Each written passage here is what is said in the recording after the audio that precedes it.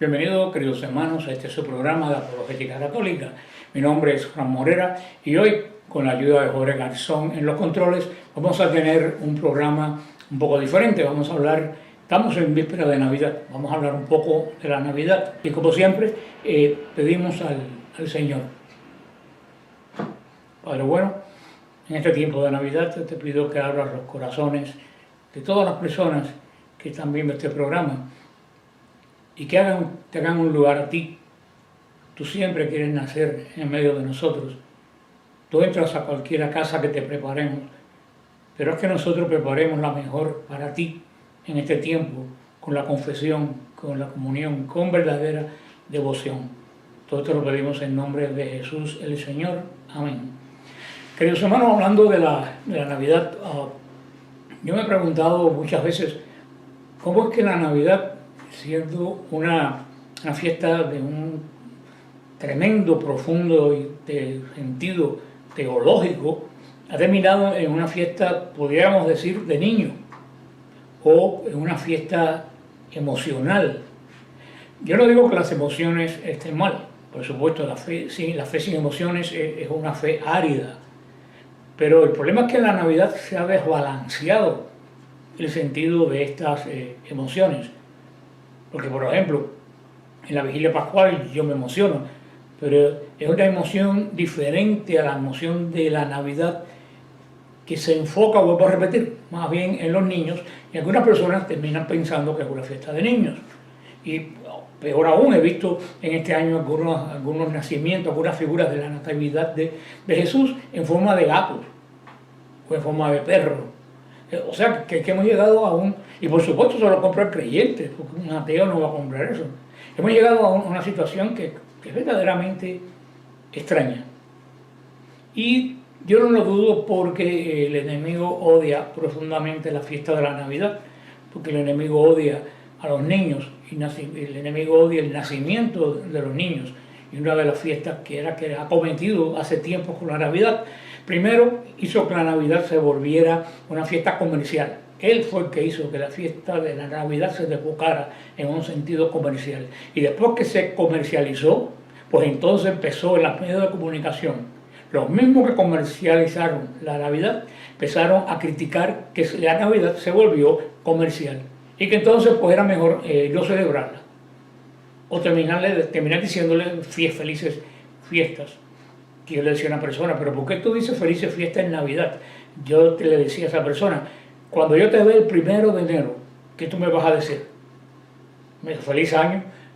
Pues no, tú debías decirme entonces feliz fiesta el 1 de enero. ¿Verdad que no suena? No suena porque detrás de ese feliz fiesta hay un profundo cargo de negatividad en cuanto al nacimiento de Jesús. Pero pensando en esta carga teológica que tiene esta gran fiesta de la Natividad, que son los 4 puntos principales de la vida de Jesús: la encarnación, la Natividad, la muerte en la cruz y la resurrección. Esos son los 4 puntos cardinales. Pero esta fiesta de la Navidad tiene el sentido que el Dios que no cabe en todo el universo se manifiesta, una teofanía, se manifiesta en medio de nosotros en la misma forma que tú y que yo. Cuando yo llevo los grupos de visita, de peregrinación a Tierra Santa, y ojalá que lo podamos seguir llevando, que se vuelva la paz a la tierra del Señor.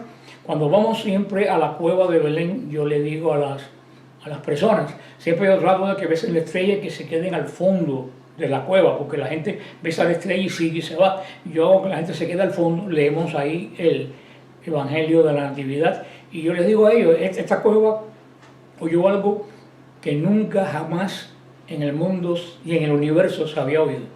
Estas piedras de esta cueva oyeron llorar a Dios, porque lo primero que hacen los niños cuando nacen es llorar. Es un lugar profundamente emocional, pero para entender esto de la teología de la Navidad, como siempre tenemos que irnos atrás al libro del Génesis, porque tenemos que saber para qué vino Cristo. Si yo le pregunto a una persona para qué vino Cristo, pues me va a decir ciertamente para salvarnos. Y si yo le pregunto para salvarnos de qué, pues va a decir para salvarnos del pecado, lo cual es cierto. Entonces, cuando uno le pregunta, ¿y cómo nos salvó? En la cruz. Y la otra pregunta, ¿y por qué llegó a la cruz? Ahí es cuando, pues, hay diferentes respuestas más o menos acertadas. Pero todo esto tiene un sentido. Yo digo que todas las cosas de Dios son de sentido común. Cuando tú veas que algo no tiene sentido común, créeme que eso no es de Dios. Este sentido común nos lleva al Génesis, en el libro del Génesis, cuando Dios crea al hombre y a la mujer, los crea llenos de gracia, tal como la Santísima Virgen. Adán y Eva fueron creados sin pecado, llenos totalmente de la gracia de Dios. La gracia es algo que yo no sé cómo explicarse. Hay personas que dicen que es la amistad inmerecida de Dios, pero es más que eso. La gracia es algo de Dios que nos da a nosotros, que nos hace parecernos a Él, no ser Él, parecernos a Él. Y hizo al hombre imagen y semejanza. Cuando Dios miraba al hombre, se miraba a Él en el hombre. La gente piensa que imagen y semejanza es lo mismo, y no es lo mismo. Por ejemplo, imagen, tú te miras en el espejo cuando te levantas por la mañana, y en el espejo refleja tu imagen, eres tú. No eres tú, porque no tienes tus sentimientos ni tu vida, la vida la tienes tú, pero te refleja exactamente igual a como tú eres. Es tu imagen. Tú te puedes reconocer inmediatamente en el espejo.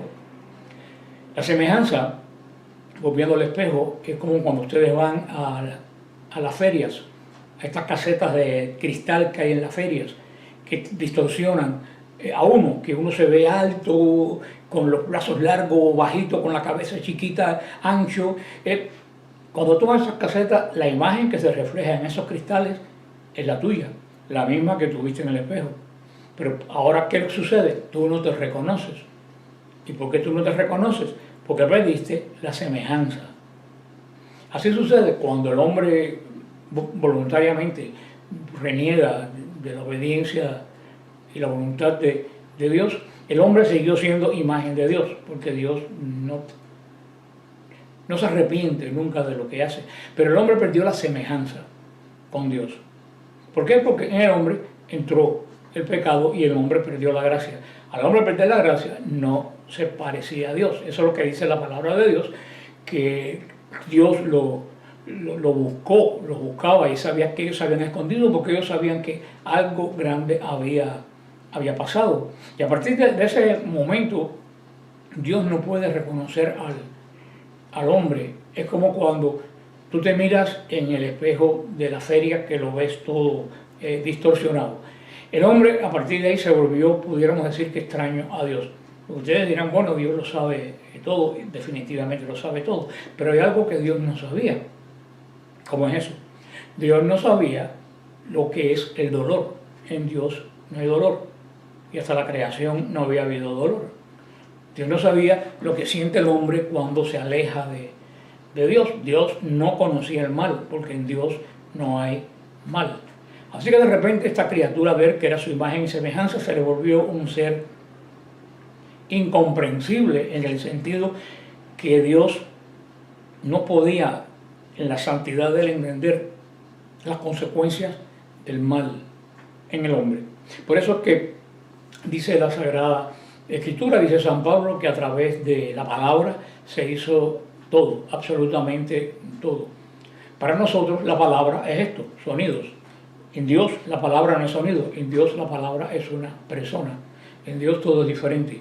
En Dios esa palabra activa de Dios, San Juan la llama el Verbo, que es una persona, tal como el Padre. Son dos personas totalmente diferentes de un solo Dios verdadero. A través de esa palabra, fíjate que Dios no crea con la mano, Dios crea con la palabra. Y dijo Dios, hágase. Y dijo Dios, hágase. Ese hágase para nosotros un sonido en Dios, ese es Cristo, el Verbo. Todo se hizo a través del Verbo, dice San Pablo. Pues bien, cuando todo se desarregló, fue el mismo quien lo hizo, quien viene a repararlo.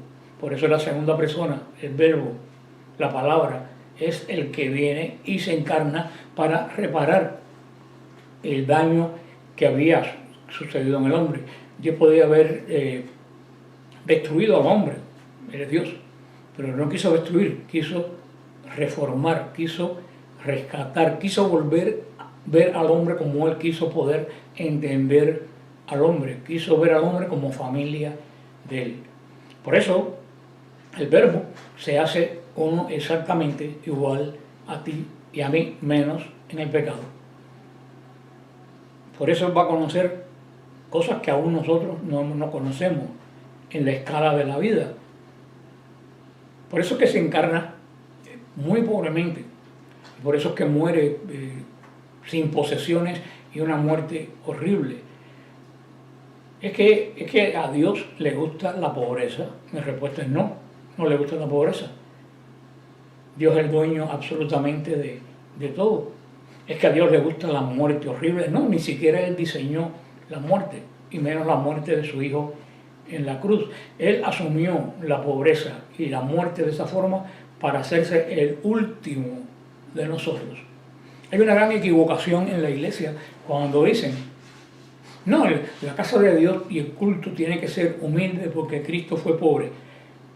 Errado, totalmente errado. Así que las cosas de Dios tienen que ser humildes y la casa humilde, pero tú quieres una casa grande. Y el culto de Dios tiene que ser humilde, pero tú quieres tremenda fiesta de 15 de lo que sea. No, eso es socialismo del siglo XXI que se ha metido en la iglesia. Dios no ama la pobreza, Dios asume nuestra pobreza por culpa del pecado. Eso es todo. Y Cristo viene a ser pobre y humilde por 33 años, pero es Señor de señores y Rey de reyes por toda la eternidad sin límite de tiempo. La iglesia, tenemos que predicar al Cristo Mesías, que vivió pobre, pero tenemos que saber que eso fue una etapa de la vida de Cristo, que Cristo está glorioso. Y el culto de la iglesia y el templo no reflejan la pobreza de Cristo. El templo y el culto reflejan la gloria del Señor de señores y Rey de reyes.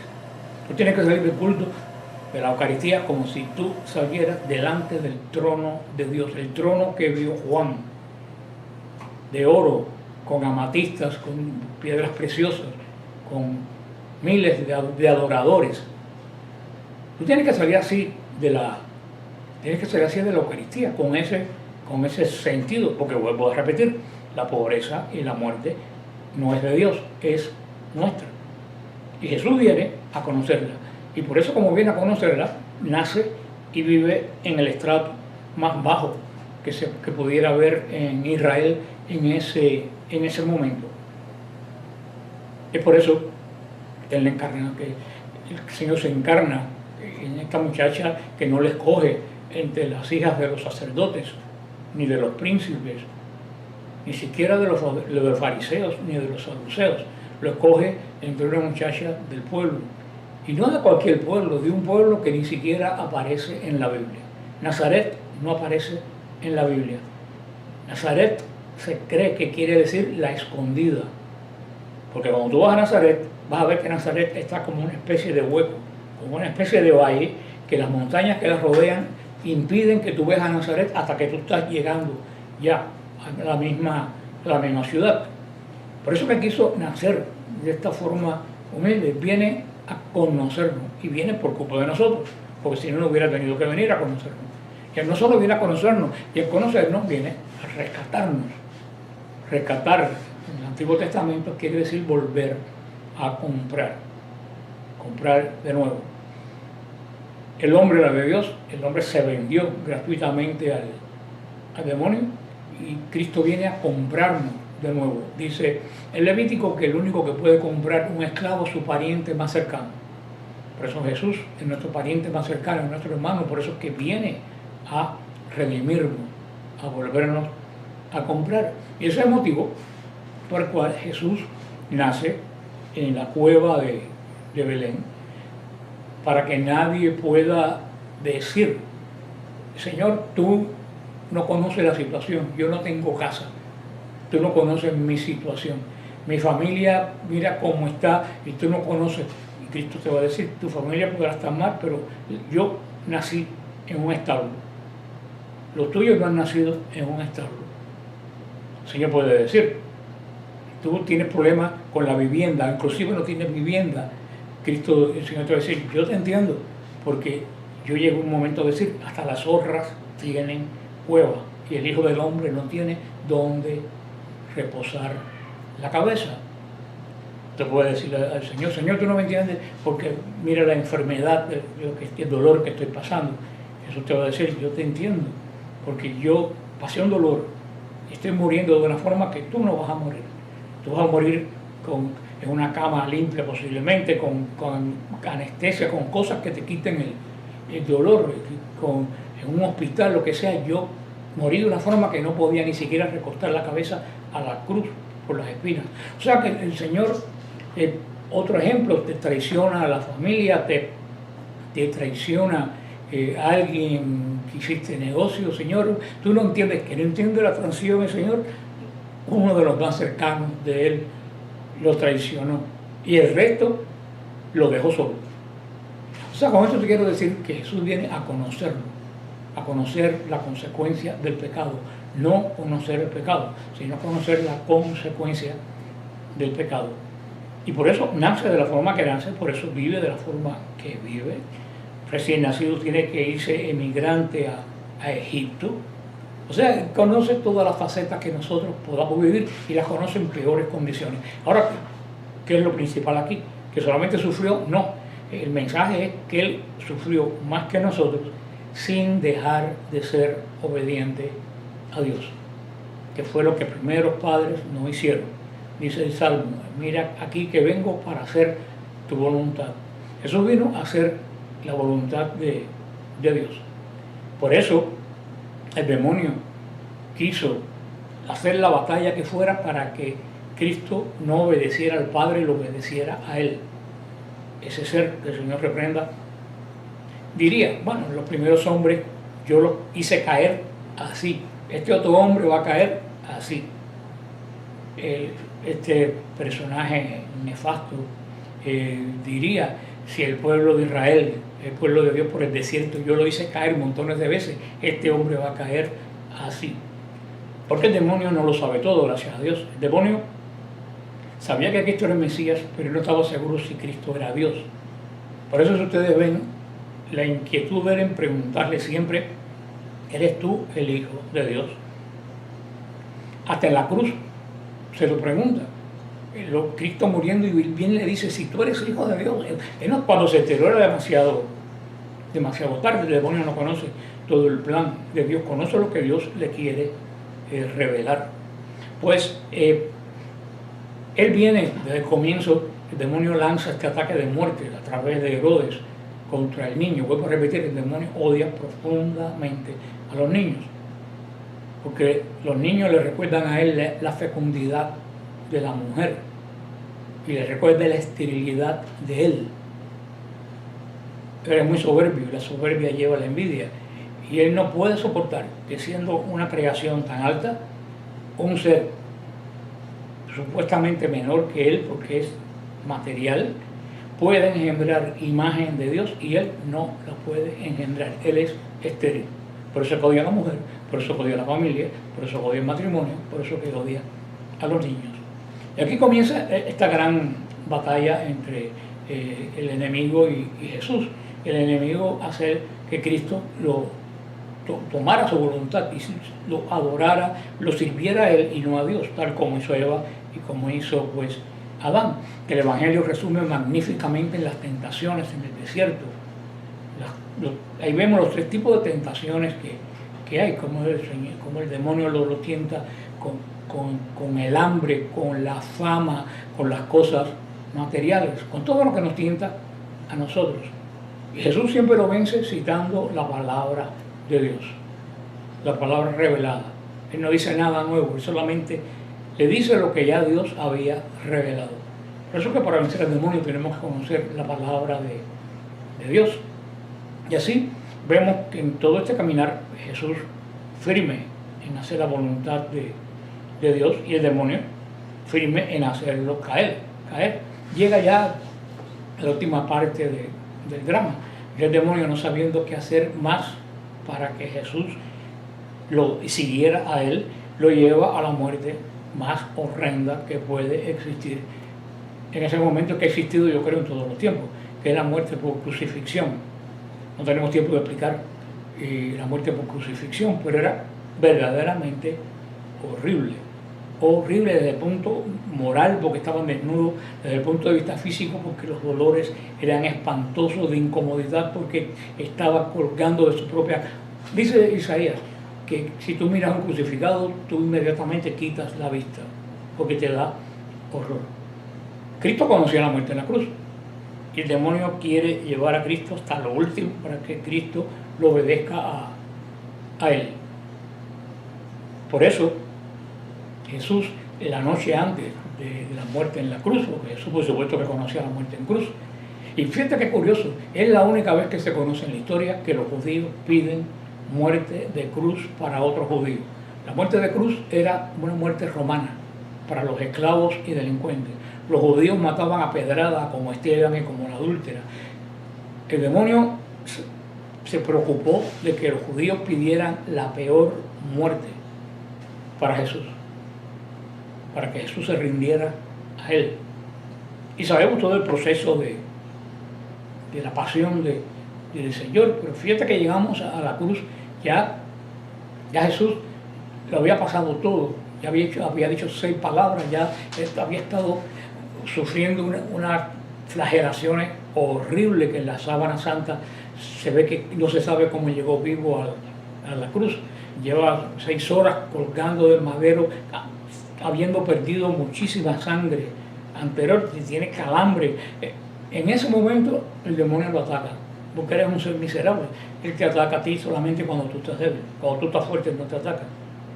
Por eso en ese momento el demonio le da la última tentación: si tú eres hijo de Dios, bájate.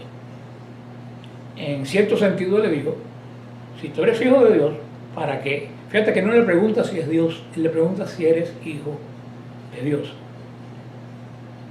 De una forma le quiso decir, bájate, tú estás sufriendo todo esto por unas personas que ni te van a hacer caso, que en el futuro se van a burlar de ti y del sufrimiento, se van a burlar de la cruz, te van a escarnecer, te van a ofender. Tú estás pasando este trabajo por ese tipo de personas que no vale la pena. Bájate de aquí y vas a tener un triunfo tremendo. Pero el Señor no quería el triunfo del demonio ni de la fama, quería el triunfo de la obediencia. Y por eso aquí se decide la cuestión, porque Cristo hace lo que Eva, Cristo no hace lo que Eva hizo. ¿Cuál fue el gran problema de Eva? Dialogar con el demonio. La intención de Eva fue buena, dialogar, explicar algo, pero con el demonio no se puede dialogar. Desde el momento que tú dialogas con el demonio, tú perdiste la partida, porque eres terriblemente astuto. Por eso cuando vuelve de nuevo a atacar a Jesús en la cruz, Cristo no le habló ni lo miró. Lo ignoró como si no existiera quien había hablado por boca del mal ladrón. Después de estar muriendo Cristo de esos terribles y horrendos dolores, y no escuchar ni dialogar ni importar el demonio, ¿qué más podía hacer el demonio para que Cristo desobedeciera a su Padre? No podía hacer más nada. Por eso que ahí es el triunfo de Jesús, cuando eres obediente hasta el último momento. Por eso que en toda nuestra vida no podemos decir que Él no nos comprende. Por eso que es el mediador entre Dios y los hombres. Porque Él conoce a Dios y Él conoce perfectamente al hombre, porque eres Dios y porque eres hombre. A partir de ese momento, hermano, toda tu vida, todo lo que tú vayas con tu dolor a Jesús, Él lo entiende. Y así se lo transmite a su Padre. Y podríamos hablar más de esto, pero solamente yo quería hacer este programa por la cercanía de la Navidad. Y todo esto comienza con la fiesta, comienza con la Encarnación, que para mí es una fiesta grandiosa, que yo nunca he entendido por qué no es fiesta de precepto en la iglesia, cuando es una de las fiestas más grandiosas que hay. Pero estamos hablando de la Natividad. Comienza en el momento que Él aparece en nuestro mundo. Y eso es lo que celebramos el 25 de diciembre. ¿Ustedes creen que la celebración que hacemos nosotros es digna de lo que sucedió. Lo voy a dejar para que ustedes lo piensen estos días que nos queda. Está bien que adornemos la casa, por supuesto. La fiesta de la Navidad tiene su raíz en el Hanukkah, cuando todo el templo de Israel se llenaba de luces, porque se había consagrado el altar nuevo y se había votado que se había profanado. Esa es la parte hebrea de la Navidad. Jesús es nuestro nuevo altar y el viejo altar del hombre ha sido destruido. Por eso nosotros nos llenamos de luces como en la fiesta del Hanukkah. Está bien poner el árbol que se nos ha colado hace 100 años en la cultura, pero ya es parte de la Navidad. Está bien poner la natividad, adornarla. Está bien cantar los villancicos, está bien alegrarnos. Pero tenemos que tratar de entender y de centrarnos en la profundidad de esta fiesta, en la profundidad de lo que celebramos a la medianoche entre el 24 y el 25 de diciembre, que es más allá que una fiesta de niños, es más allá que una alegría pasajera, es un profundo asombro. Es como llegaron los pastores y llegaron los reyes y miraron y se quedaron asombrados de lo que veían. Esa debe ser nuestra actitud en la Navidad. Tener fiesta, todo eso está bien, pero cuando estemos en oración, quedarnos profundamente admirados de que un Dios que no cabe en el universo se haya hecho como tú y como yo, sencillamente por amor. No tengo mucho más que explicarles, solamente desearles de todo corazón que tengan una feliz y una santa natividad del Señor. Las clases las reanudaremos después que pase el 1 de enero, después del fin de año, el primer lunes, ya lo avisaré, reanudaremos. Por el momento nos quedamos con este mensaje y con mi deseo de que esta Navidad sea especial para todos ustedes. Amén.